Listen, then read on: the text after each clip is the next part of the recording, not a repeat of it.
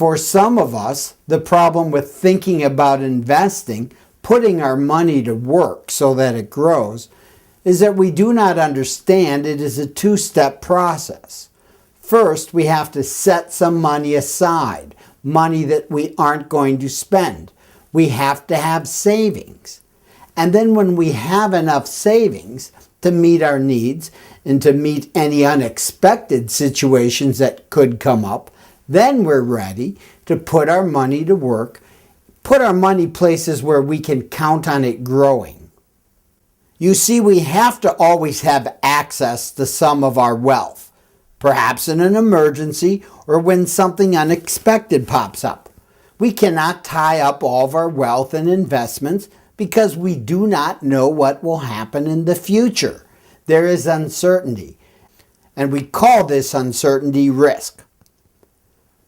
We protect ourselves from unexpected setbacks, the risks we all face, by having savings, money we have access to when we need it.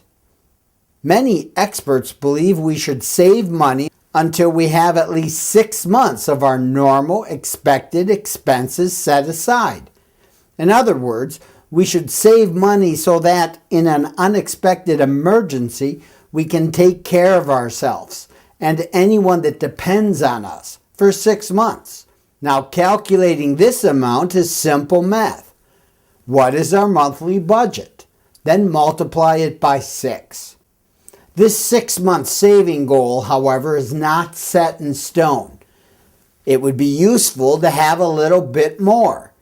It probably is important to have at least 6 months, but everyone's situation can be different. The point is, before we put money to work, we need to set enough aside in case an emergency comes up and we have to dip into our savings. We have to liquidate some of the wealth we are holding.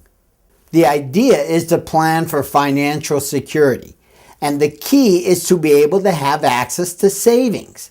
That is why we are not calling it investing. Savings usually uses a savings account at a bank, and these are not meant to grow quickly. Why?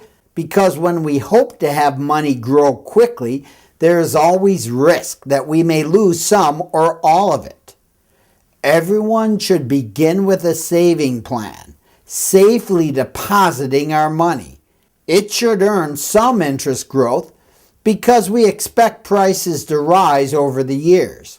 Our main goal, however, cannot be growth.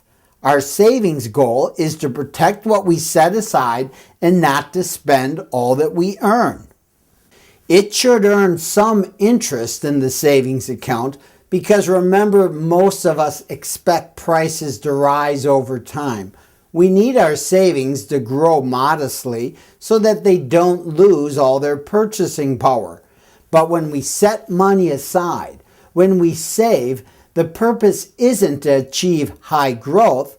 The purpose is to have access to it and have adequate, reasonable, safe growth.